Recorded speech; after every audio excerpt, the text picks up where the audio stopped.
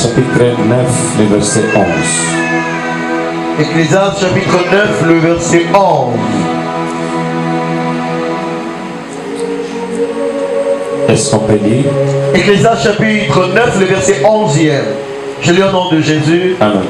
Je vis encore sous le soleil que la course n'est point aux agiles, ni la guerre aux vaillants, ni les pains aux sages, ni la richesse aux intelligents, ni la faveur aux savants.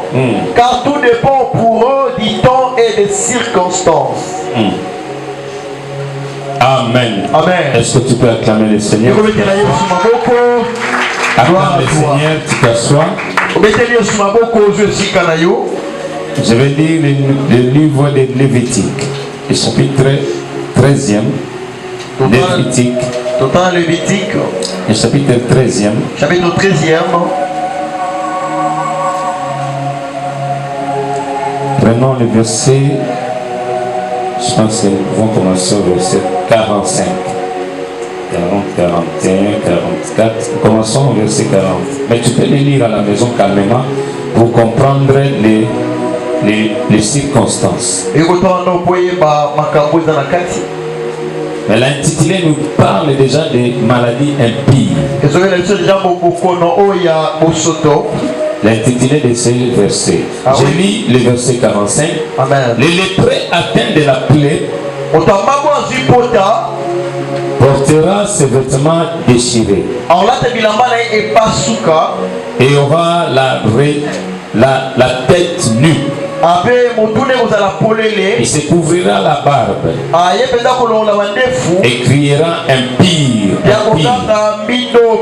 Aussi longtemps qu'il aura la plaie, il sera impie. Il est impie. Il habitera seul. Sa demeure sera hors du camp. Lorsqu'il aura sur un vêtement une plaie de lèpre,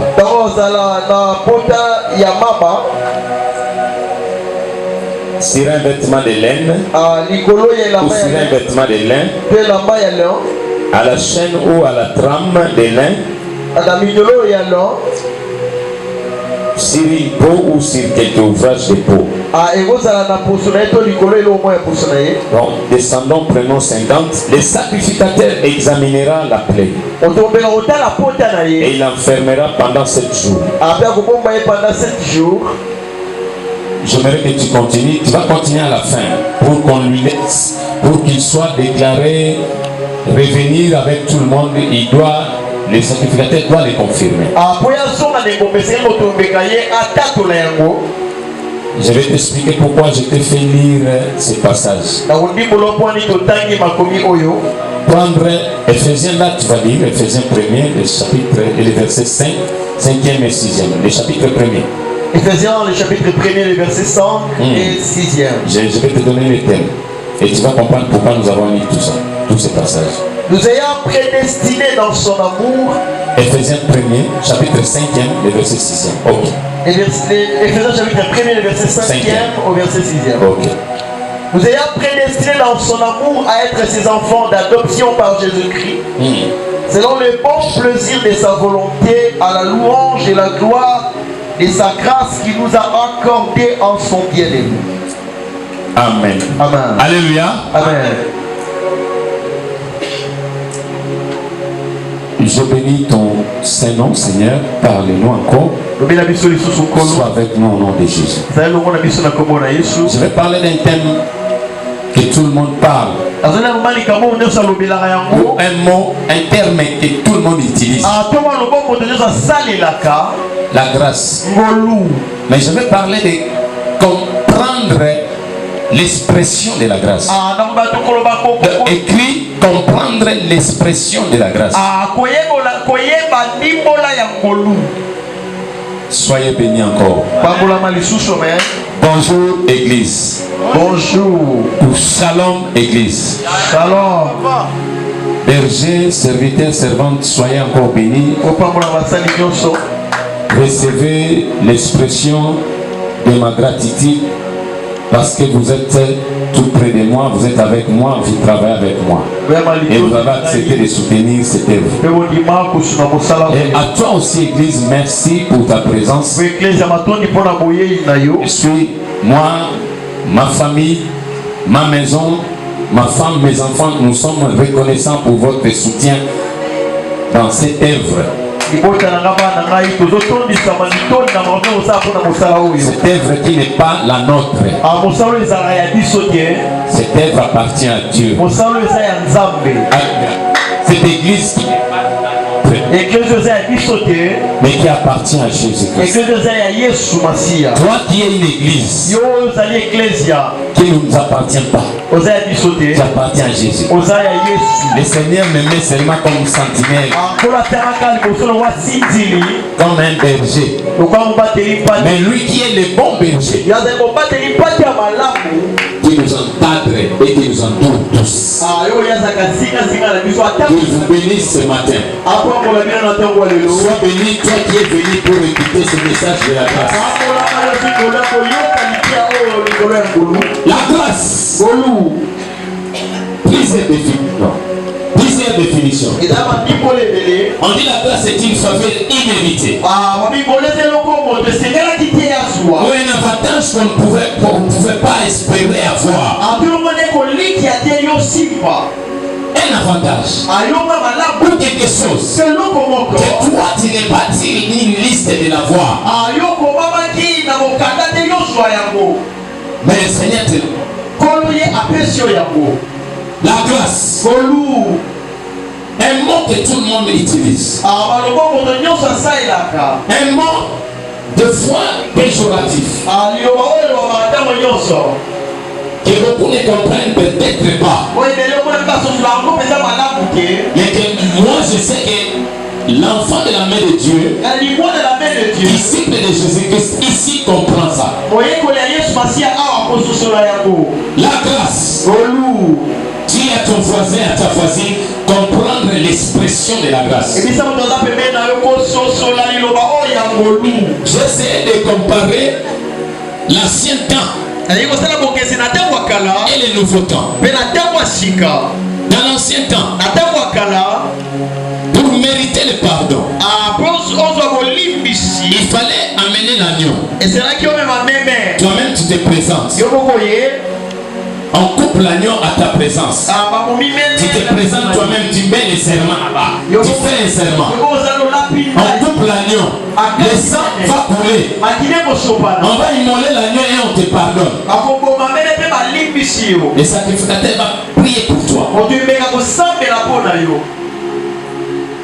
Et le Seigneur te pardonne.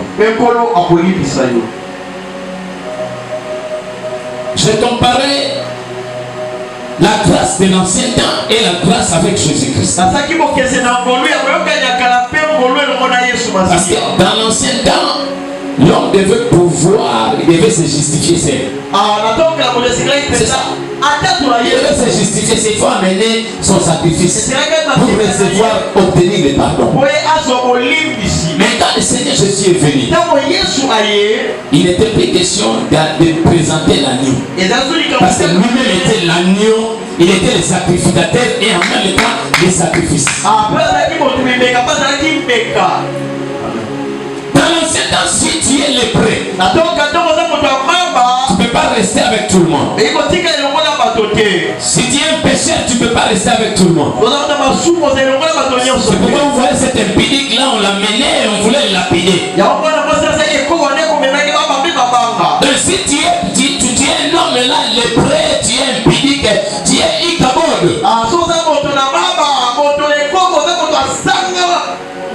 Tu n'as pas la grâce. Alléluia. Amen. Je compare ce qui était lépreux à cette époque-là, dans l'ancien temps. Parce que c'était une loi. Tu ne peux pas rester avec tout le monde. Et si tu es guéri, tu te dis que je suis guéri. Pour retourner avec tout le monde, il faudrait que les sacrificateurs les constatent. Ils viennent, ils t'examinent.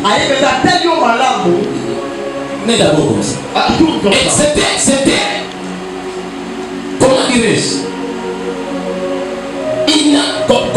on ne permettait pas qu'on te donne la nourriture. On te met la nourriture en main comme ça. On jetait la nourriture au lait. Et la Bible lisait Lévitique 13. Dit que tous les lépreux vivaient hors du camp, hors de la foule. Il devait vivre en dehors de tout le monde. Et seul. Mais je vis avec Josué dans Luc 17. Les 10 lépreux, ils se sont présentés aussi. Mais cette fois-là, ces 10 lépreux ont eu la grâce. Ils ont rencontré lui-même la grâce. Et la grâce leur a dit, il dit, allez voir seulement les sacrificateurs. Et la Bible dit, au moment où ils allaient, ils étaient guéris. Cela veut dire, quand la grâce est venue, la grâce les a exonérés des procédures. Il n'y a plus d'abolition. Pas question d'aller présenter un agneau. Parce que lui était là. Comme étant le souverain sacrificateur. Dans son arrivée, de là même avec les 10 lépreux, il les avait déjà exemptés des formalités. Il est dit, allez-y. C'était les sacrificateurs devaient seulement, ils devaient seulement juste regarder, contempler. Pas examiner, regarder encore, mais seulement certifier. Confirmer seulement que oui, vous êtes guéri. Et c'est ça la grâce. La grâce, lorsqu'il atteint ta vie, tu peux recevoir des choses que tu ne méritais pas. La grâce, quand il vient dans ta vie, tu ne fourniras aucun effort. La grâce nous exonère de certaines procédures de la vie.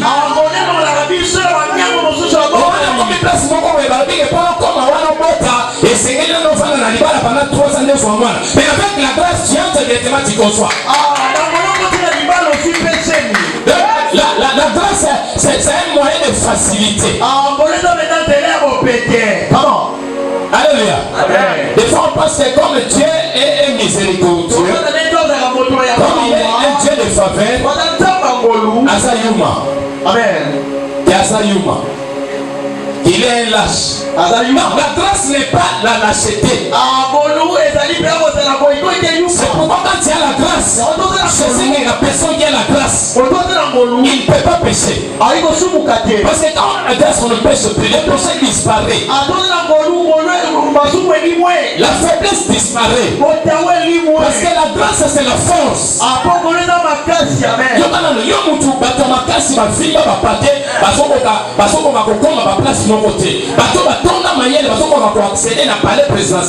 Mais toi avec la grâce tu accèdes directement.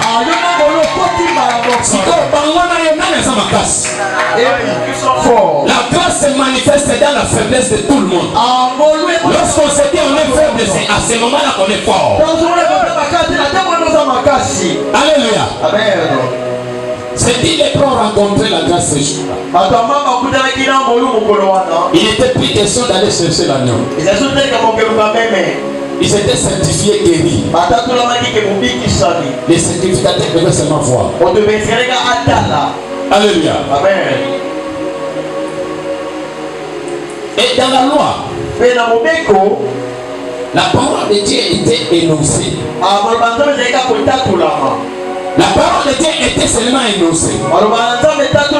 Mais lorsque la grâce est venue, lui-même Jésus-Christ, la grâce, la parole de Dieu s'exprime maintenant. C'est pour te dire ce matin, je lève ma main droite pour dire à une âme ce matin que tu es l'expression de la grâce. Parce que la grâce aujourd'hui s'exprime. Elle s'annonce plus, mais elle s'exprime.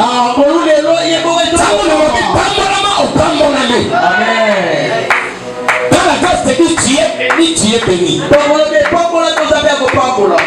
À un certain moment, j'ai commencé à penser que la grâce aussi, c'est injuste.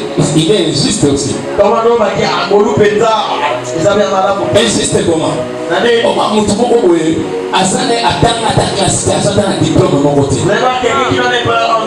Non, surtout les autres dirigés la licence.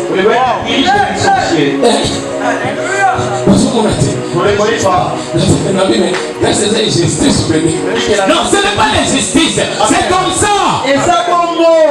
On ne peut pas comprendre la grâce.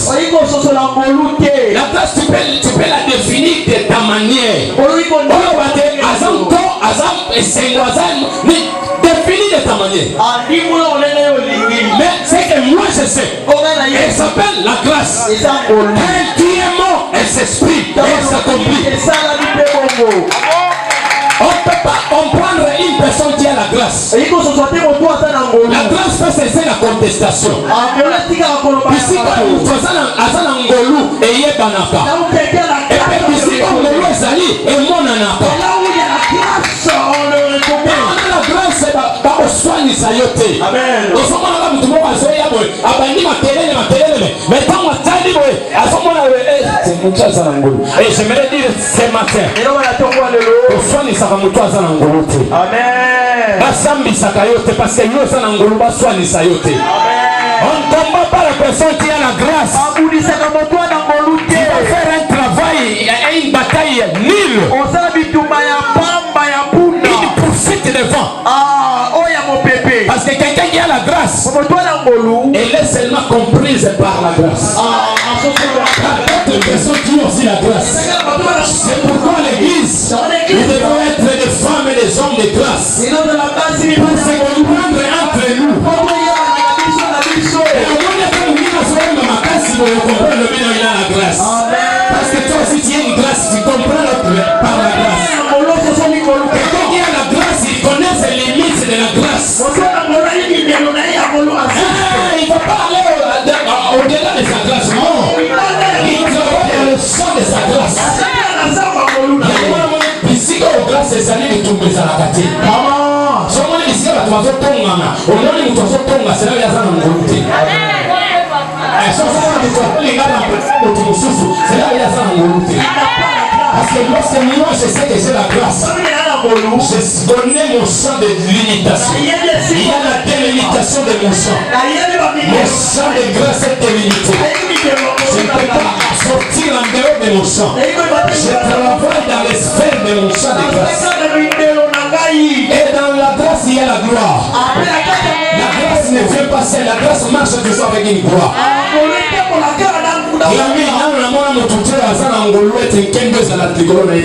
C'est pourquoi Jésus pouvait dire, il dit l'esprit du Seigneur est sur moi. Il m'a oué. Parce que les hommes qui ont de la grâce, ils sont oués. Et dans l'onction, il y a la gloire. C'est pourquoi la grâce ne marche pas seule.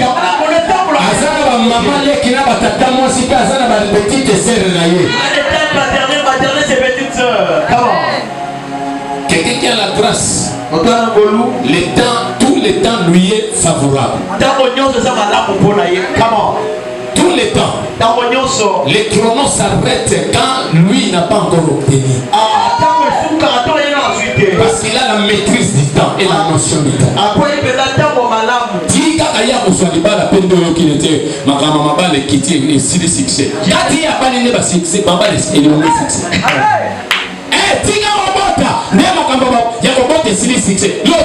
Aussi longtemps tu n'es pas encore enfanté.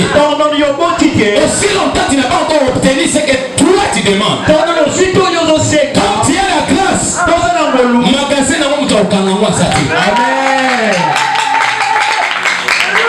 il y a des jeunes filles qui vont voyager ici. Il y a des hommes qui vont voyager ici. Hier quand je priais le vendredi, quand on priait, le Seigneur m'a montré une de deux filles qui doivent voyager. Ils quitteront ce pays, ils vont vivre dans leur destinée, ils vivront à l'étranger. Alléluia. Amen. Et dans les temps, Dieu bénissait toujours Israël en l'envoyant en exil. Je parle de ces filles qui vont voyager, elles n'iront pas en exil. Parce que l'exil en soi, dans le temps, c'était une bénédiction de Dieu. La déportation, c'était une bénédiction.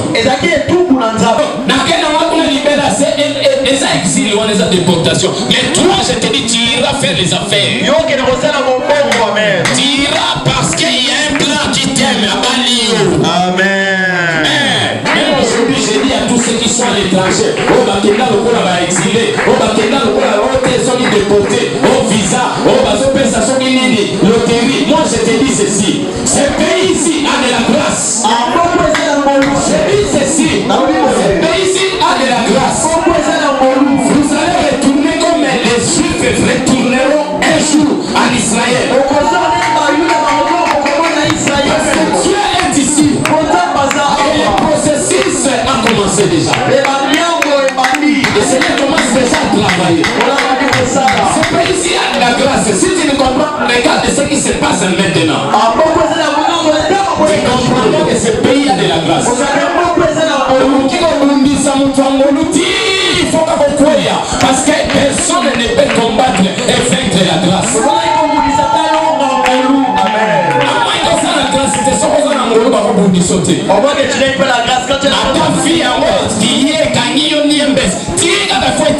Parce que pression, chaleur,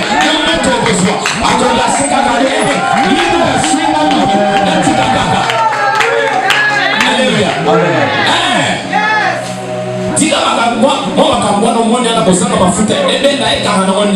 Mais moi je sais, il a de la grâce.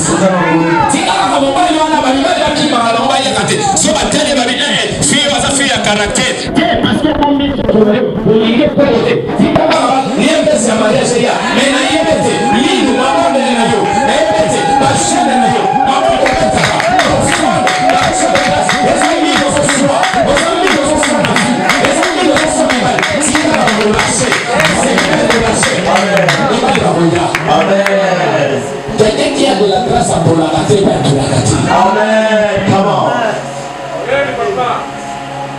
Alléluia. Amen. Des gens comme Joseph, il savait de la grâce.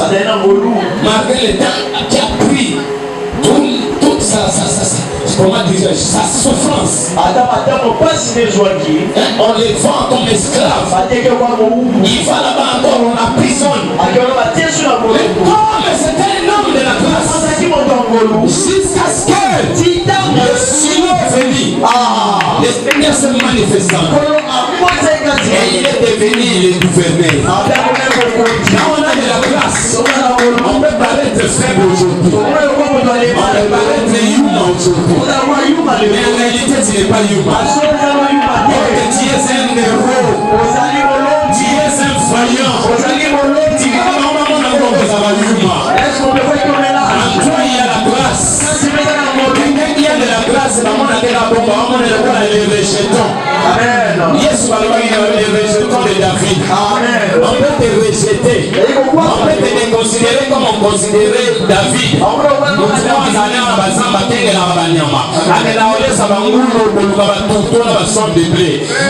Mais c'était en réalité un roi.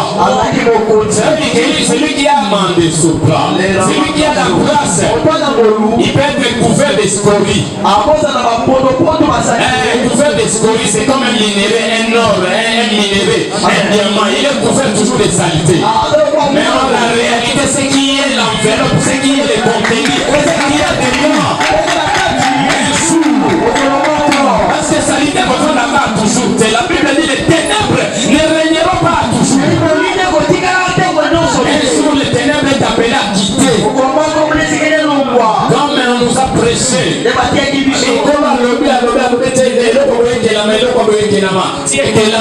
Cela veut dire que soit la durée du temps, et que soit la nuit, les jours apparaîtront. Les seigneurs viennent. Que soit les décrets à combat à la famille. Batangi au téléwana de Koko, à Kanga Batuniembes. Mais un jour, on peut mettre la cahier sol.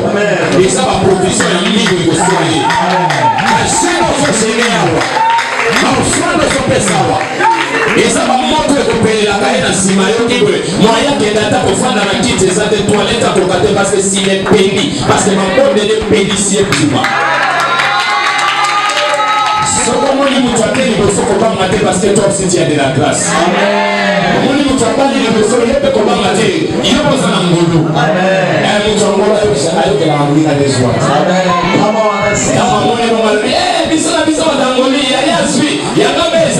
Amen.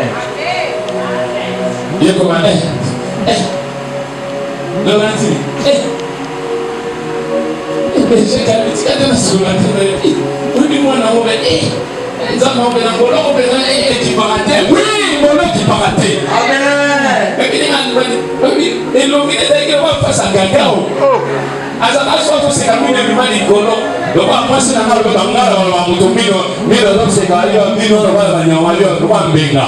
Le roi passe à mino, on a dit balani. Mais dis-moi, il y a bien mino le roi mbenga. Le roi bambiso là va son monde. Nabali. La grâce est pour la rater. Amen. La grâce est juste. On a mon long, mon quand on est mati, quand on est dernier, on a baladé. Son pico de la numéro 5. À 5h. La 5h, non, mais c'est ça. Aussi, moi, c'était ton diable. Nous sommes capables de rappeler les gens avant de nous. Amen. La grâce est juste. Amen.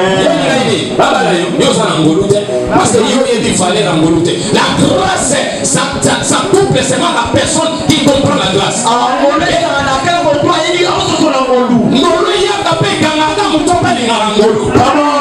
Si tu n'aimes pas la grâce ne vient pas.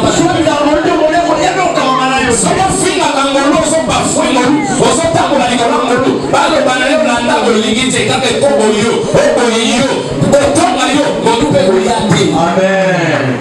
La grâce ne signifie pas bouton à battu. Amen. C'est mal défini la grâce. La grâce ne signifie pas péché. C'est mal défini la grâce. La grâce ne signifie pas c'est mal défini la grâce.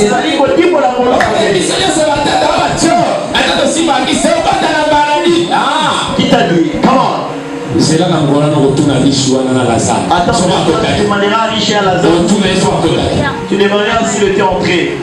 Attends les gars, regardez seulement les paradis des lois. Il faut aimer la grâce. Et selon l'Ingambolou, il faut s'accrocher à la grâce. Et selon Kangamana Bolou, lorsque la grâce atteint une personne, cette personne-là très aime. Je n'ai jamais vu quelqu'un avec la grâce, c'est très obédient.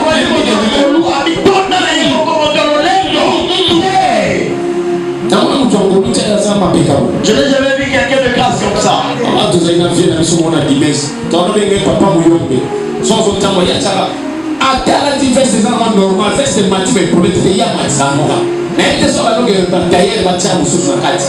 Je ne sais pas. Et pas autant la place en Ouganda. Et soyez, on va en place au ça, il faut pas remarquer. Écoutez, la grâce ne se fait pas remarquer. La grâce ne force pas qu'on te remarque. Et la grâce, on les témoigne. On dit non, cette personne est gracieuse. Non, cette personne a des frics. Mais il y a un commentateur. La pamba pamba na likonda. C'est la bénédiction aux amours. Et on va poser un mot. Amen. Il faut soit total en négatif aux yeux. Peut-être qu'il y a Amen. Mais mon toit, humilité. La personne qui a des dons spirituels, il a la grâce, il manifeste les dons. Il ne s'en orgueille pas. Ah, vous avez mais comme c'est que l'on est dans le thé. L'église, on t'a le barrage là, les affaires. Ah, c'est moi qui parle, non? L'église, on t'a un barrage. Il y a quelqu'un qui chante là-bas. La grâce ne parle pas de lui-même. Mais la grâce, on parle de lui. C'est ça. Comment? Ah, secrétaire la vie. On appelle ça communiquer. La grâce n'est pas comme ça. Je ne dis pas que tu dis ça. Parce que ceux qui n'ont pas de la grâce, ils sont imbus d'eux-mêmes. Comment tu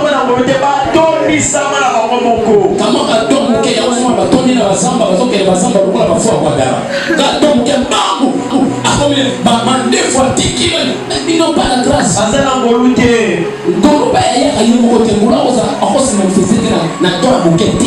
La grâce se manifeste en plénitude.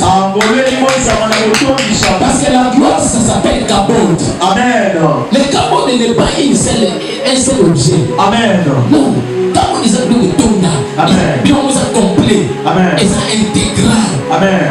Et entier. Non solo. Yoka moi donc mouké à moko kaka. Mako. Personne sont contre moi. On est là. Tu m'appelles. Appelle-moi berger. Oh, vous avez acclamé le roi et l'amba. Appelle-moi berger. Est-ce que tu peux acclamer le Seigneur? Est-ce qu'ils n'ont pas la grâce? Ils aiment les titres. Ils aiment les titres. Les places dans l'église. Je dis papa, tiens ma place sur la tête dans la salle. Amen. Sur la boîte, il n'a pas un tiki. Ceux qui n'ont pas la grâce, ils donnent même des avis de coupure, il y a relation à Yenanzam. Amen. La personne s'est dit à Néo, t'es là, Tiki. Eh! Yenanzam, là, on te sera immunina. T'es église, on a souri. Il va les laisser. Là, on a sous la main de l'église. Eh! Si on a des décisions, il faut s'en abolir, monsieur. On s'est réparti. Alléluia. Amen. La grâce fait dire un grand roi, fort et puissant, amen, se penche vers les faibles. Amen. La grâce est Christ. Prends notre place. Le mouvement il n'est pas condamné, il va condamner à 10 ans de prison. Mais une autre personne qui s'appelle la grâce, il prend sa place. Il dit, je prends la place de Caleb. Caleb ne sera pas condamné. Il n'ira pas en prison. C'est cette grâce-là.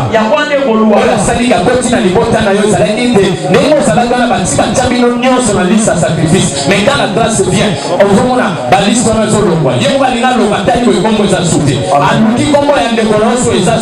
C'est ça la grâce. La grâce prend votre place. La place de malédiction. La grâce prend ça. Ton endroit de sexe, la grâce prend ça. Ici, on va même jouer, on va suicider dans la baisse longue. Amen. Iskana balbai babite yene ngaza kosuka bana na 20 ans aolexa 20 ans teme ngolwa ye ona pesiologie.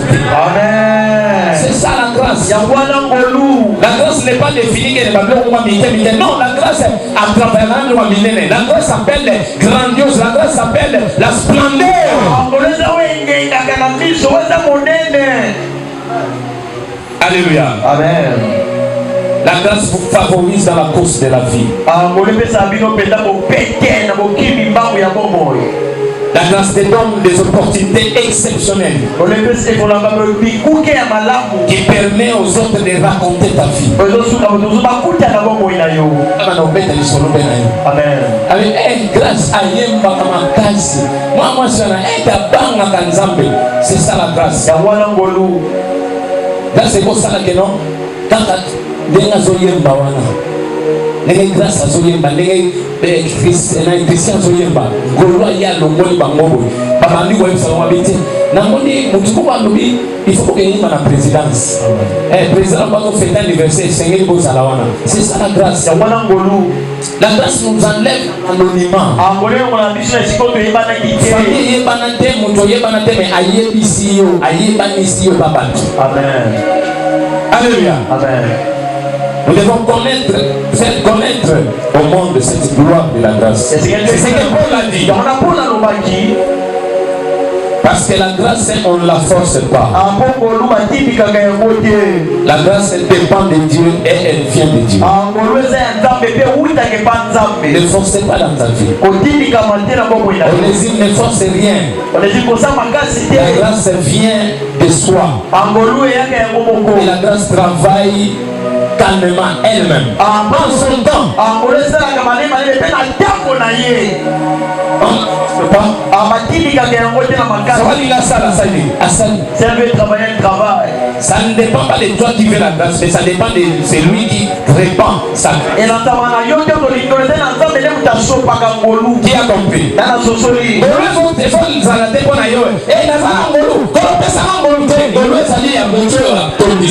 Amen. Alléluia. Amen. Ça ne veut pas dire qu'il faille de rien. Il ne faut pas. Grâce au Madame, c'est la mosso qui voit bien monter. Amen. Tu as la grâce. Il faut toujours joindre la faveur de Dieu. La grâce de Dieu vaut plus que le secours de l'homme. C'est pourquoi nous avons donné le livre d'Ecclésiaste. La grâce n'a pas de prix. Elle peut vous donner ce que personne ne peut vous donner. Tu peux posséder ce que personne ne peut posséder. La grâce, on ne peut pas l'évaluer. Laisse que les humains t'évaluent.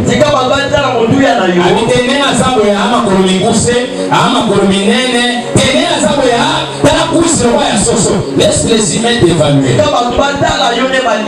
Mais la grâce ne va pas t'évaluer. La grâce va t'évaloriser. Tu n'as pas compris. Je dis, laisse que les humains t'évaluent. Mais laisse aussi la grâce t'évaloriser. Même de ça, la mission, pour la mission, on est bien pour la chaîne, tu m'as oublié. On est dans mon boy. Il m'a oublié. C'est même dans le cause à $100 là.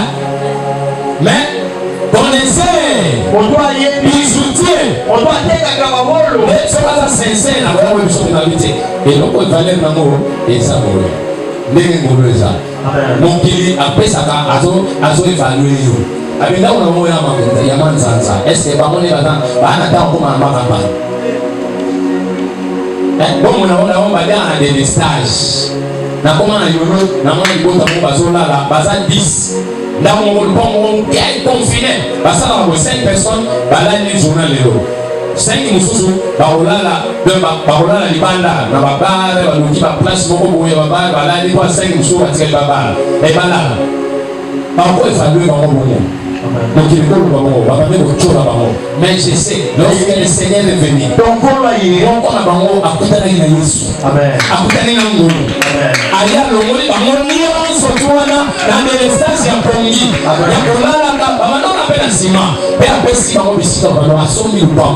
C'est pour dire que les humains nous évaluent. La grâce nous valorise. Et nous donne notre valeur réelle. Tout le monde qui a la grâce. Il a plusieurs choses en lui. Parce que dans ton étoile il y a la grâce. Je termine pour dire ceci. La grâce est une arme incomparable. Elle fait tomber tes ennemis à genoux. J'aimerais dire encore, la grâce est comme la roue. Pinée. Mais en fait, quand tu marches, tu écrases tous tes ennemis. Alléluia. Amen. Est-ce que quelqu'un peut se lever pour commencer à prier et commencer à implorer cette grâce? Que cette grâce puisse se manifester dans sa vie. Écoutez-moi. Du moment où tu t'élèves pour te dire encore de faire très attention. Lorsque la grâce touche même un objet, cet objet devient valeureux. Toi qui es à côté, fais attention, ne touchez pas. J'ai vu ça avec Belshazzar. Comment? Il touche les instances de l'église. Et il fut frappé. J'ai vu Achan toucher l'âge. Il n'était pas comment? Doué à toucher. Il n'était pas permis. Il les touche. Et on frappe tout le monde à cause de lui. Même la grâce, ce sont